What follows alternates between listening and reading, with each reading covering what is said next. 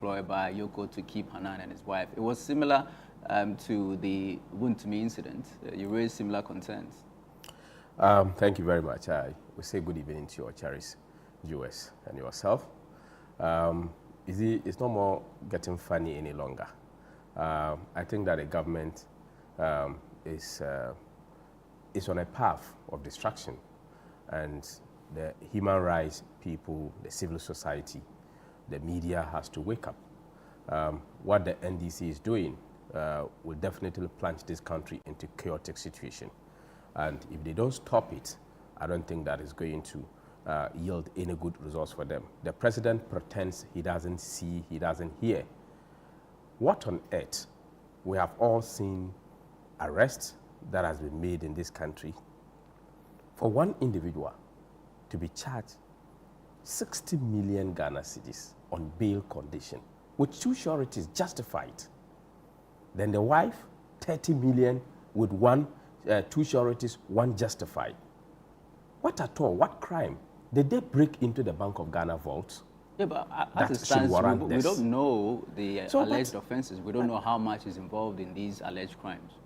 You see, but it is this bail condition, it is a strategy to keep them in there.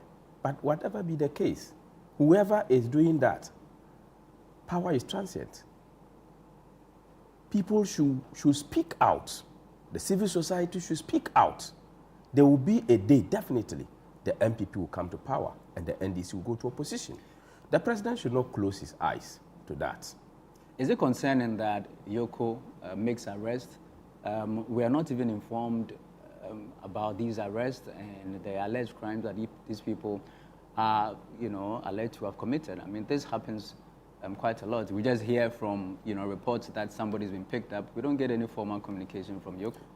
Yeah, there are many people who are been picked up unknowingly, and even sometimes party officials are not aware. There are some that we decide that we handle that within the remits of the law, unlike Alaja Hanan's case. We were prepared to mass up to go to Yoko, just as we did for Wuntumi. The lawyers gave an advice that we should hold on. So the National Youth Organizer had put in plans for us to get our party supporters thrown in, but these advice from the lawyers had to stop all this. But behind the scene, the party and other faithfuls who have been following up this case, we continue to follow.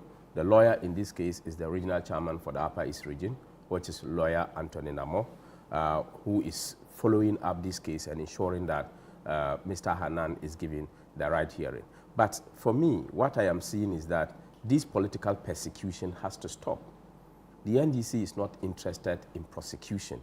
And whoever is in charge of Yoko, whoever is putting up this particular arrest, whoever is identifying that, whoever is doing it must stop, because this is not going to yield anything for our country.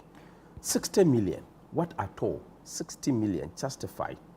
60, what is it? We're told they have three young kids. Yes, do you know their whereabouts and how they're coping? Now nobody takes care of them. 3 years, 5 years, 9 years. These are, I can say they are all infants. Who takes care of them? The wife was not a government official. The wife was not involved in any official activity of state. It was the husband who was the CEO. You pick the husband, the wife comes in, you pick the wife. What sense does it make? Women lawyers, civil society, the media. This is not getting funny any longer. This is completely a political persecution. If they think that Honorable Hanan had fallen foul of the law, and you think that the 48 hours has elapsed, and you don't have any evidence, you want to keep the person, go to court. Prepare the person, go to court. If you don't have the evidence, you can't go and arrest him. Make your case, send him to court, and let's meet there. You can't continue to keep him there and wants us to keep quiet. Okay. I don't think that this is going to yield any good results. But what we keep on to assure them is that even 100 years, the NDC will get out of power. Whoever fails to speak should not condemn the MPP when we is doing the worst. On the subject of arrest, we're picking up information that former Gihog boss, Masogo Fujima, has also been picked up. Are you aware? Yes, that was the information that I got. Before I came in here, I've called a couple of lawyers to get some feedback on them. And because I have not gotten a very definitive feedback on them, that is why I'm very careful in veering into those particular matters. But we got that particular information. Okay. Even the GRA, is it Amishadai? Yeah, so all these cases are very unnecessary. If the NDC so thinks that they want to prosecute, they should prosecute in court. If they want to persecute, then they should continue to persecute in the public domain. But they should remember that one day it will be the turn of the MPP. Let's shift focus a bit. Next year, January, you're holding your presidential primaries. Some leaders of your party hold the view that you should have held the national executive elections before you hold the one for the presidential primaries. What's your own view? I think we have digested and landed on this particular matter. Okay. The date that has been fixed for January 31st elections is a constitutional matter. The National Council of the party in Article 13.1 is clothed with the power to take the decision to have the elections of the presidential candidate either early or later. So it is the decision of council, which is a shall in the Constitution. The National Council can decide that, okay, we want to do an election 3 years before the elections, or we want to do an election 2 years. But the Constitution says that not later than 24 months. So if the National Council is taking a decision on a date of election, it is not about the election, okay, but it is about the specific date that the election is going to happen. If 31st is chosen as the date for the election, you ask yourself, what is the composition of the delegate at that time? Has their tenure of office expired? If their tenure of office is not expired, what you would do is that you are using that particular delegate system to go for the election. No matter what, whether they have done it before and they have to do it again, it is the expiration of the delegate system. Once their mandate is still available and you do it and you decide to do again, you will continue to use the same delegate system until their tenure of office expire. So for the date that has been fixed, it is not about us going down to start. If you look at the structure of the party and you look at Article 5 of the party's constitution, the presidential primaries is not part of the structure of the party. Parliamentary primaries is not part of the structure of the party. So they are stand-alone elections, which can be done at any point in time. Okay. And that is why when an MP dies and you have to go for what we call by-elections. If an executive dies, you don't do a by-election. We use the constitutional process to do so. Okay. So you can elect 3 MPs at a time if the MP either incapacitated or the MP passes away or the MP, per the provisions of the Constitution, cannot exercise his duty. You will still use the same delegate system too. So time of expiry, the expiry date of the delegate system is what defines where we should, which delegates we should use. But okay, for the time is defined in the Constitution. There are so many high-profile endorsements flying around for the various candidates. Is the party not bothered that this could deepen the cracks in the party? Or is this is normal political campaigning? We issued a statement last Friday where we cautioned members of the party, including the flag bearer, those potential flag bearer people, potential presidential primary candidates who wants to vie for positions. We've also issued letters to them. We're calling them for a meeting on Thursday. And on Thursday, we'll have a very lengthy discussion which will be bordered on this particular declarations and then also campaigning ahead of opening of nominations. So we want to handle this very maturely. We want to ensure that these candidates and their supporters will be able to work through and work with the party to be able to put everybody on board. I think that we can only achieve that if we are able to do it with much maturity and creating a level playing ground for all of them. So after declarations, I don't think that it is good. I call on members of the party to stop and desist. Nobody is banning you from supporting one candidate or the other, but we must do that with much respect and decorum. All right. Grateful to you, Prof. Haruna Mohammed is Deputy General Secretary of the NPP, joining us here in studio tonight on the Channel 1 Newsroom. Away from the NPP, government has announced that the No Free Stress policy is set to be rolled out on Friday, June 4, 2025. The initiative, first outlined by President John Dramani Mahama during the 2024 election campaign, is designed to cover fees for all level 100 students within the first 120 days of the administration. Now, delivering a speech at the 58th Special Congregation of the Kwame Nkrumah University of Science and Technology, the Vice President, Professor Nana Jane Opoku-Agyeman, disclosed that more than 100,000 students have already submitted applications for the policy online. Funding models. Applications for the policy online. Funding models that enhance access to.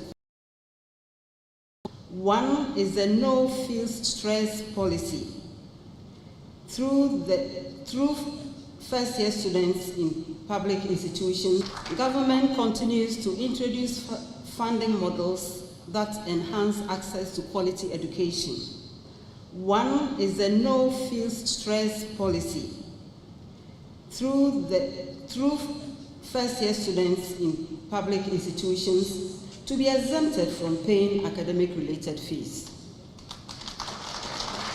I know you are graduate students, so you will not be so excited, but we need to think of the younger people. So I think we should clap. We should clap for them. Statistics from the Student Loans Trust Fund, who manage the policy, shows that by mid-June of this year, nearly 130,000 students had accessed the portal. Over 100,000 had completed their applications. The official launch of the initiative is planned for next week, July 4th.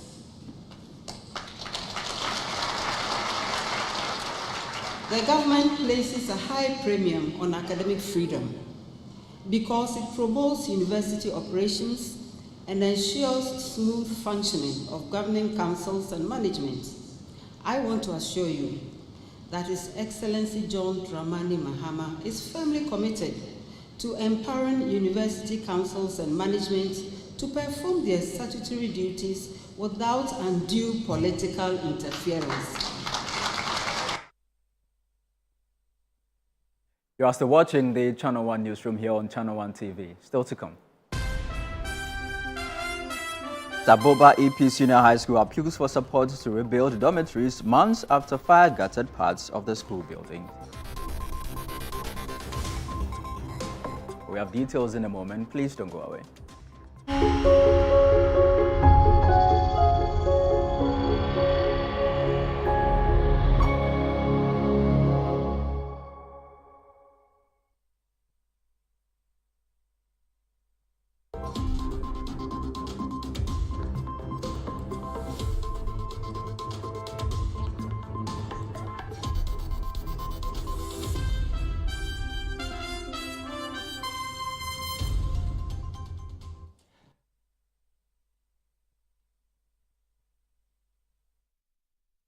My name is Lydia Safwa. I'm from Safusco Ghana Limited. I'm the managing director for the company.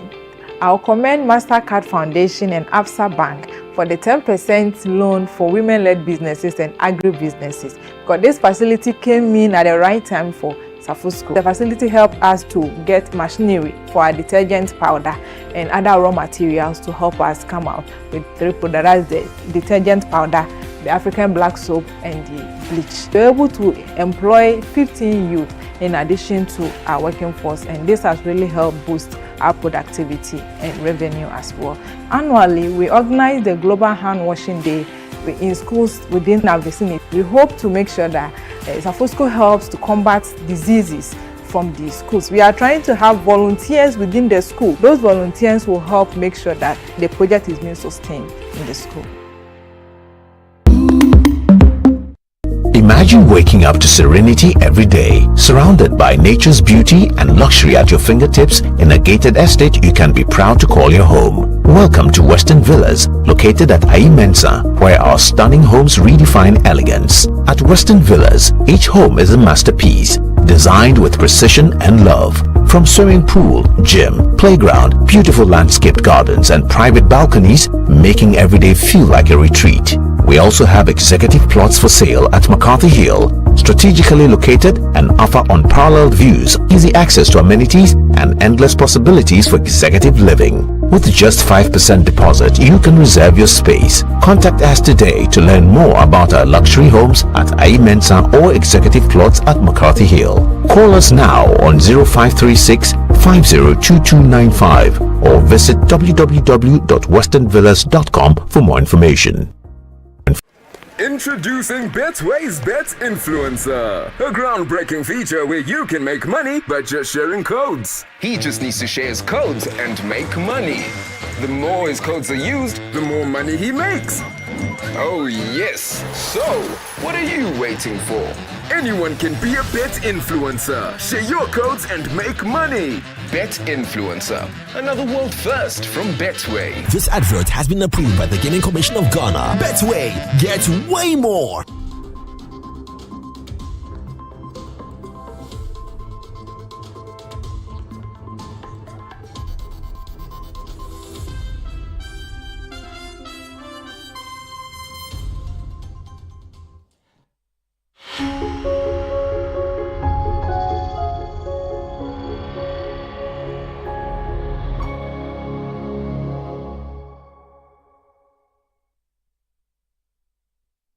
Welcome back to the Channel 1 Newsroom. Now, nearly 7 months after a devastating fire destroyed a girls' dormitory at Saboba EP Senior High School, killing a student and destroying students' properties, learners are still being housed in overcrowded classrooms, raising serious health concerns. Channel 1 News' Northern Regional Correspondent Mohammed Aminu Alabira visited the school and reports that students are appealing for urgent support. In January this year, a tragic fire outbreak at Saboba EP Senior High School in the northern region completely destroyed the girls' dormitory block. The incident occurred whilst most students were in class. Suddenly, one student who was unwell and resting in the dormitory at the time could not escape and lost her life. The blaze consumed all personal belongings of the students. The school authorities relocated the affected girls to classrooms where they have since remained. Months on, these temporary arrangements have severely affected academic activities. The classrooms, now serving as sleeping quarters, are overcrowded and poorly ventilated, exposing students to mosquito bites and other health risks. Channel 1 News spoke to some of the affected students. They shared the challenges they face daily and called on well-meaning individuals and organizations to support their return to decent accommodation. But we are still in classroom and they are building our dormitory and we are praying that God should be with us so that they will get us new hostels so that we sleep on it. As we are here, we are sleeping, we feel like disturbing us. We have been suffering from how to learn because our classes, we have occupied the classes. And PTA, they are supporting us to build up a new dormitory for us.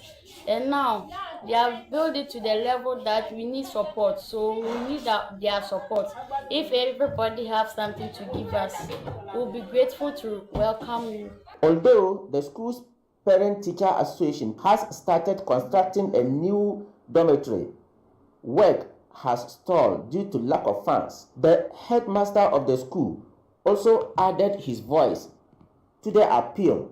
He acknowledged the effort of the PTA but emphasized the urgency of the situation. As of now, the dormitory has not yet been renovated. The PTA is doing everything possible to put up a new dormitory for the girls, but that has not been completed yet. The district assembly is also trying to renovate the place, but still the place is not yet renovated. So my girls are still using the classroom as a place, their sleeping place. So I'm still appealing for support from the public and anybody who can help us put out the place in order to enable the girls have a decent place for their use. The Evangelical Presbyterian Church Ghana, which owns the school, has been instrumental in providing relief. The church has donated school uniforms, mattresses, sanitary pads, and textbooks to the affected girls. Additionally, it organized sensitization sessions on fire safety and teenage pregnancy. Speaking at one such event, the moderator of the church in the upper northern sector, Reverend Father Mausi Foster, highlighted the importance of education and safety for the girls. There is need for a thorough education for our students to understand security issues, fire safety measures, and also their very life that has to do with pregnancies in the school. The essence is to educate our students. They should be very much aware and fully equipped for fire safety issues, so that in their dormitories, in their community as a school, they should know what to do when the time. Now, despite paying various levies earmarked for streetlight maintenance, many residents in Accra continue to navigate roads cloaked in darkness. Now, the lack of functional streetlights on key inner city roads is raising alarm over safety risks for both motorists and pedestrians, while also spotlighting troubling questions about transparency and accountability. Channel 1 News' Jennifer Nate has been exploring some major roads and highways and brings us the following report. Under the Energy Sector Levies Act 2015, electricity consumers pay a 3% charge per kilowatt-hour to cover the cost of power for traffic and street lights, with an additional 2% specifically allocated for street light maintenance. Yet in many areas across Accra, residents continue to find themselves navigating dark streets despite consistently paying these charges. From Abeka Junction to the GTUC, and then from GTUC through the police depot, street light. So I am here at the Kwame Nkrumah interchange, popularly known as Circle, in the heart of Accra. And if you're wondering why there is a blackout here, it is not from lack of electricity, but an absence of street lights. The poles have been erected all over, but there are no lights in them. Now, the unfortunate thing about this is that drivers are left to their fate to grapple in the darkness as they maneuver through the roads. The only source of light for these drivers are their headlights and headlights of other drivers. And for pedestrians, it is even worse. Raising the issue on the floor of Parliament, the Member of Parliament for Wejagbari, Jerry Ahmed Shaib, expressed concern over the failure to deliver basic lighting infrastructure. Most street lights are not working, they are dysfunctional. And I'm at a loss which ministry is even supposed to be taking care of that. Whether it's the Ministry of Roads or the Ministry of Energy and Green Transitions. Mr. Speaker, when you go to where the President lives, on the Major Mahama stretch, Mr. Speaker, in the evenings, you can't even drive, especially around the Chain Homes area. You can't even drive and see one street light functioning. Beyond being an inconvenience, the lack of lighting endangers lives. Drivers and pedestrians are left vulnerable to accidents and crime, all while funding a service that continues to fail them. Some of them shared their frustrations with Channel 1 News. When there is no street lights, the other drivers tend to turn on their highlights, which blinds us. It's always blinding me because I don't know. When the highlights are on, I can't see. And that's also an issue. Actually, I feel it's dangerous because we don't have any street lights here. And anytime I close from work this late, I usually get scared because I feel anything can happen to you now. Because there's a madman be at that corner. Anytime I get there, I'm usually scared. Because I feel like you can do anything to you and nobody's going to see you, or it might be late by the time people get to see you. The gutters or whatever that they close, people usually steal from it, what they used to cover it. They steal it and leave just the holes. So if you are not careful, you might even fall inside or something, which is also dangerous. So they should just fix the street lights around. I mean, sometimes even when we are crossing the road, we are so scared because we don't know whether they're even seeing us or not here. So I believe that if we are like that, street lights here is going to really help.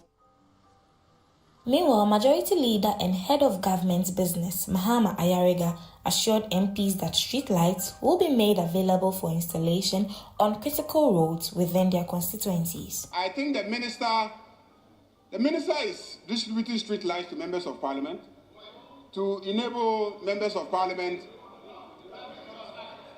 It's across board. It's across board. It's across board. Everybody will get it.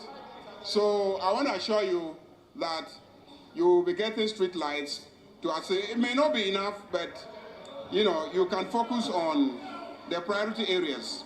Now, the topic of street lights did not begin from today. There have been many voices that have spoken about these questions that have been asked, but there seems to be little progress when it comes to fixing street lights on our roads. Now, the government has pledged to construct some of these lights on the major highways, but looking through the roads traveling, we can see that little has been done. Now, the question remains, who is responsible for fixing the lights that will ensure that passengers and drivers and pedestrian lives are protected? Reporting for Channel 1 News, I am Jennifer Kabunokinate. Now to the Volta region, where the dreams of young footballers in the regional capital Ho are slowly being chipped away, not by lack of talent or passion, but by the absence of proper infrastructure to nurture their potential. Despite a deep love for the game, the fields where these dreams are forged are deteriorating. Now the youth are speaking out, urging authorities to rehabilitate the neglected pitches they consider crucial to their growth and development. Channel 1 News' Volta regional correspondent Desmond Telasiago has more in this report.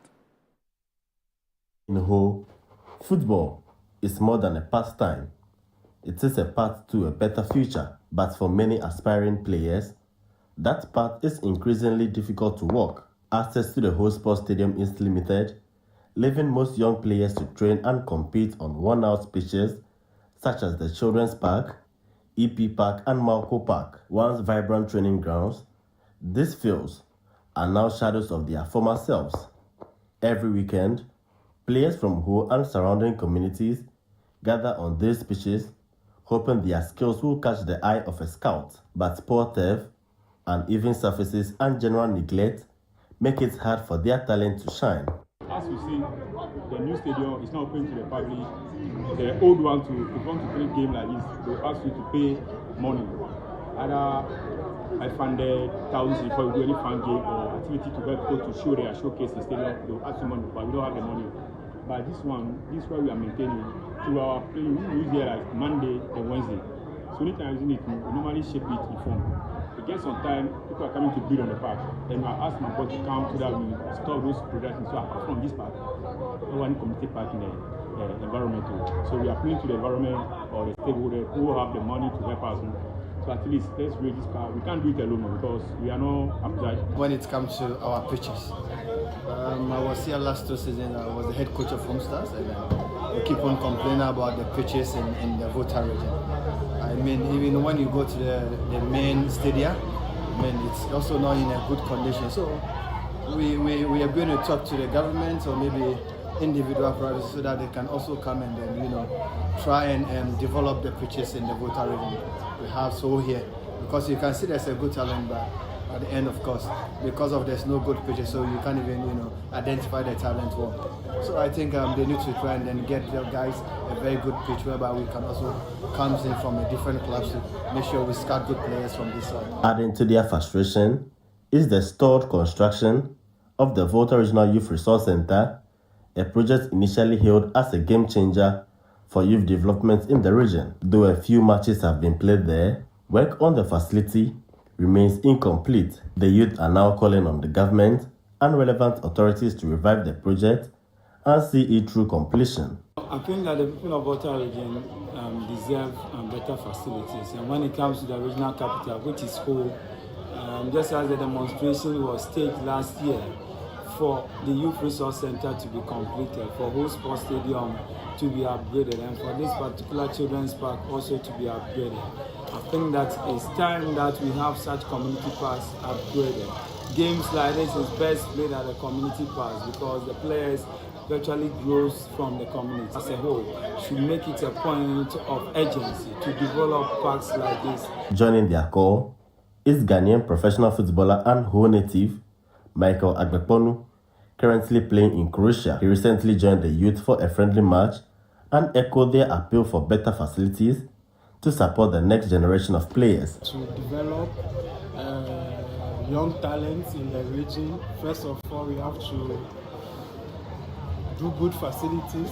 As you can see, like this is a good, it's not a good pitch. Like looking at a pitch, you can change it into AstroTurf or just a normal grass for us to train, put in the work so we can get to the top. Meanwhile, the Minister for Youth Development and Empowerment, George Operado, attributed the delay in the completion of the facility to the delay in the release of funds to District Assembly's Common Fund and assured that once funds are available, the project will be completed. He made this known while answering questions on the floor of Parliament. In Ho, the multipurpose courts are partially completed, the ticketing booths and gates partially completed. Mr. Speaker, the construction of the youth resource centers in the regions remains a laudable idea. However, the lack of funds to honor the payments have seriously delayed its completion. The ministry wishes to assure the honourable member and this honourable house that all efforts are being made for the release of the District Assembly's Common Fund, and upon the administrator's timely release of the funds to the authority, the projects will be fully completed for the benefits of the youth in Doma and in Gro, Dunkwa, Onofe, Axim, and Ho, respectively. In Ho are calling on authorities to develop local pitches to ensure the development of talents. Reporting for Channel 1 is from Ho in the Volta region. My name is Desmond Lasiago. This is still the Channel 1 Newsroom. You're on Channel 1 TV. Still ahead. Environmental Protection Authority deploys noise monitoring devices in Ashanti region amid rising complaints. My details in a bit. Please stay with us.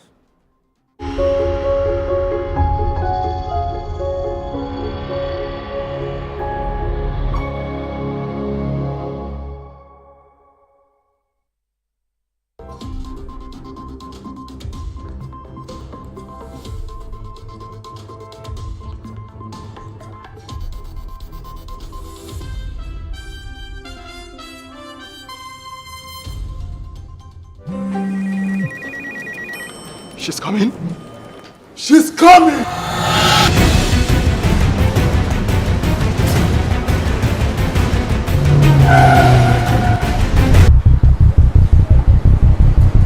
Oh, it's in. Where are we seen now?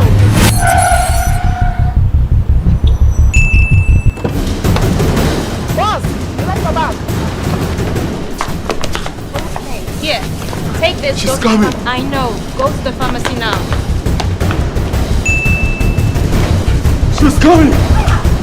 Oh.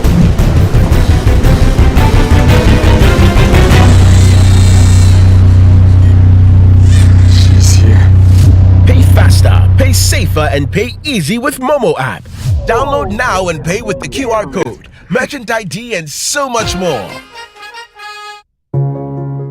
Every day, people have money emergencies. Ma, I need my school fees emergency. Mommy, chop money emergency.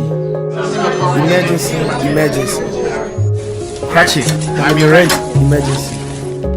Now, there's a new emergency number in town. More money, challenge and enjoyment. I the top life regardless. Dial star 770 hash for all your money emergencies and chop life. Dial star 770 hash for money emergencies and get easy and quick access to your money, loans, and other banking needs. EcoBank, the Pan-African Bank. Me, I can make conquer the game.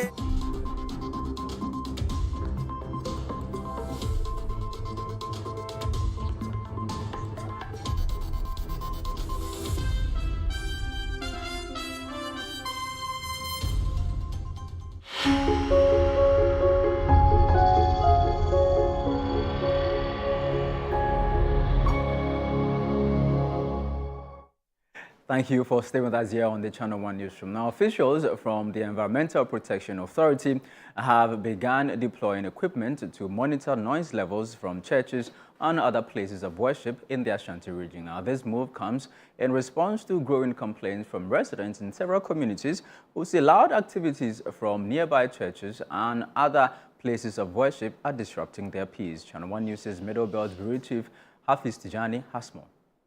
Noise pollution remains a pressing issue worldwide, and Ghana is no exception. In urban areas, noise is increasingly seen as an environmental hazard linked to social, economic, and religious activities. The World Health Organization identifies excessive noise as a major contributor to hearing loss in both children and adults. In the Ashanti region, the EPA receives an average of 5 noise-related complaints each day, with over 75% linked to churches. Concerned by this trend, the EPA has stepped up efforts to engage church leaders as part of a wider advocacy and public education campaign. We have been receiving complaints in our office, and about 70% of these complaints, you realize that we're emanating from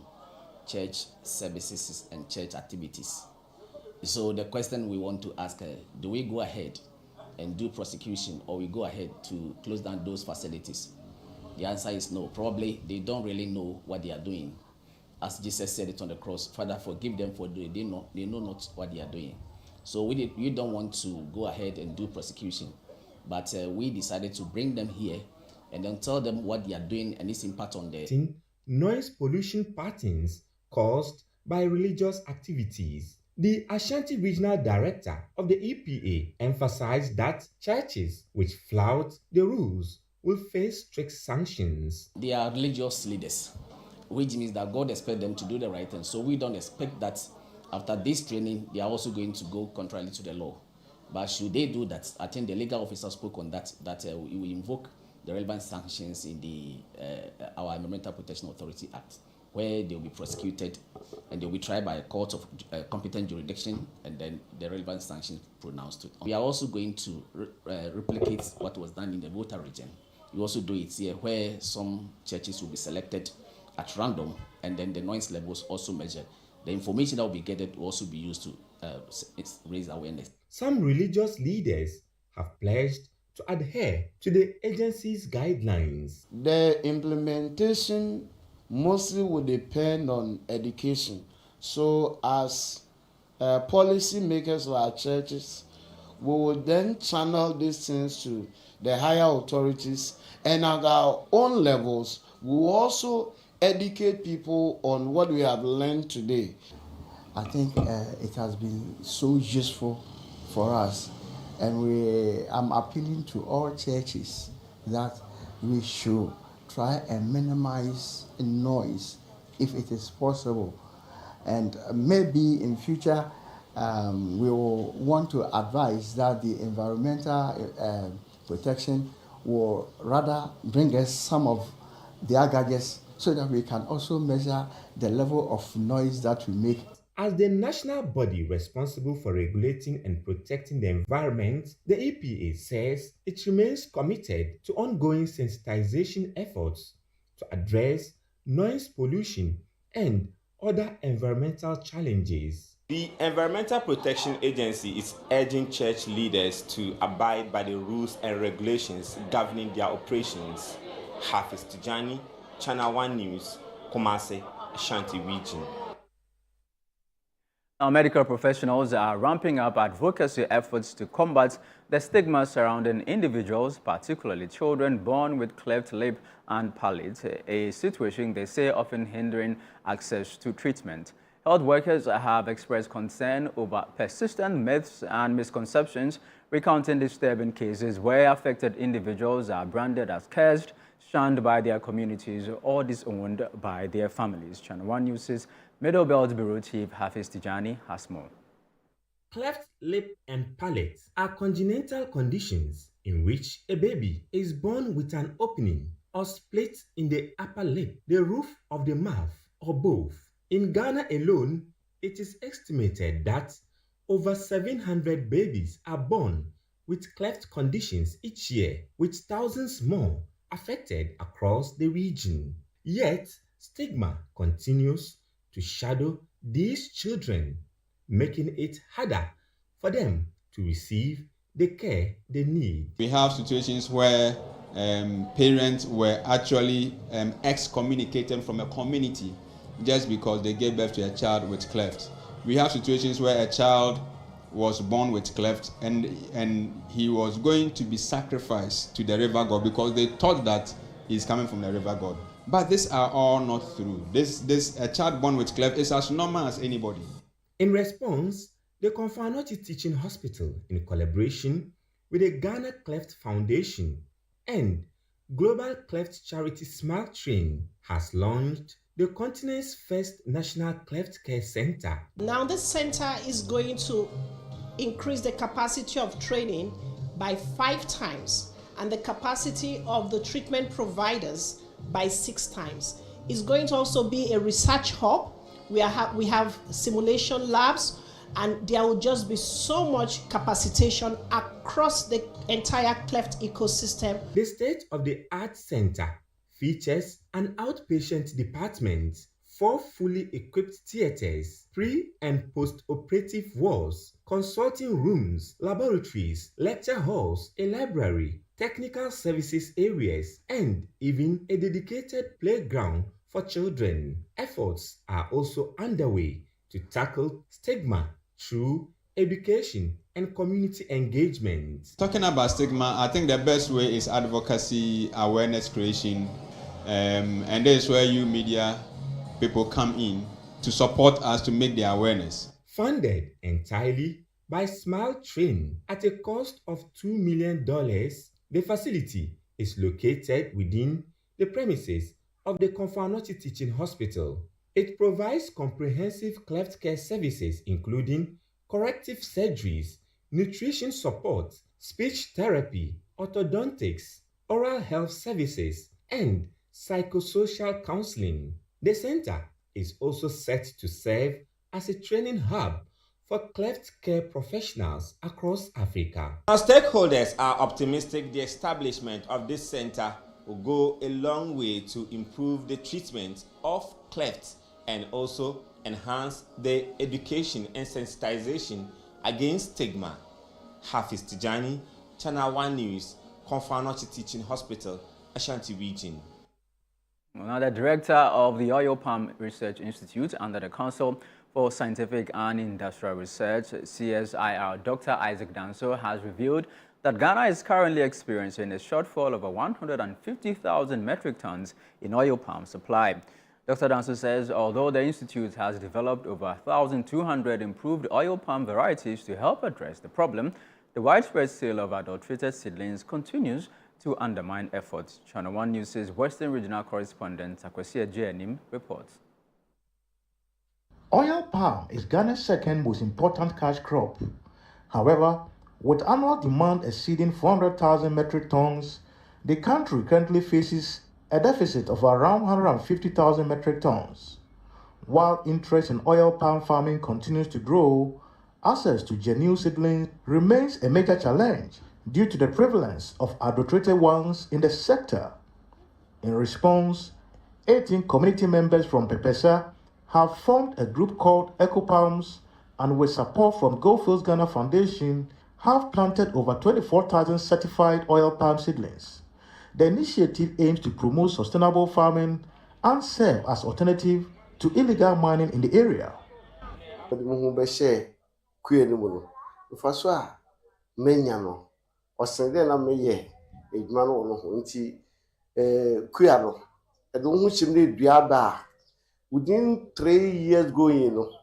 Na we scare back because about those about who bako she galamsey aya kokore ntum ko galamsey na edu ho ahyem ti me na obia hia am ka kire nde ommomode say even one week ampo a onfa no ho nhyem na oboboa no. The executive secretary of Go First Ghana Foundation says the project, which is already generating revenue, is also playing a key role in discouraging galamsey in the community. The whole concept is that instead of going outside the region to go and buy seedlings, we have rather encouraged the establishment of a company that is raising the seedlings. Go Fields Foundation provided the seeds from Kede, provided the irrigation system and everything. In addition to that, once the seedlings are ready, we've also bought them at a discounted price to be distributed. They are also making quite good margins on it. They are going to continue buying for 3 years, after which they are free to sell to the general public, and we know they are going to make very good returns on this. This is why we are encouraging more of the youth to get involved in agriculture. Seedling raising doesn't take so long. Within 18 months, even with the discounted price, this EcoPalm company is getting over 100,000 Ghana cedis. Imagine galamsey is not so lucrative compared to a venture such as this, and this is less risky compared to galamsey, where the safety issues, the chemical pollution, etc. Dr. Isaac Danson, who visited Pepesa to inspect the progress of the project, reiterated concerns over the fake seedling menace and emphasized the need for broader collaboration with research institutions like the Oil Palm Research Institute to scale up the distribution of authentic and high-yielding oil palm species. With the launch of the EcoPalm, I think we should all hail it. We should all hail it. They envisage to come out with a very good product of oil palm seedlings. As you know, one of the problems that we are facing in the country is adulterated palm seedlings. And they source it from Council for Scientific and Industrial Research, which is an accredited or certified body that produces the true-to-type hybrid oil palm planting material. So once you get the true-to-type oil palm planting material, then you are sure that with the right agronomic practices in place, you will get your good yield. And this one will also help to bridge the deficit gap that we have in the country.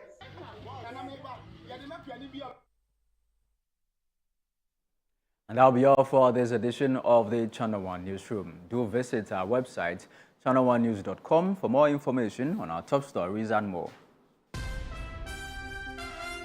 Subscribe to Channel One TV on YouTube for more exclusive video content from Channel One TV.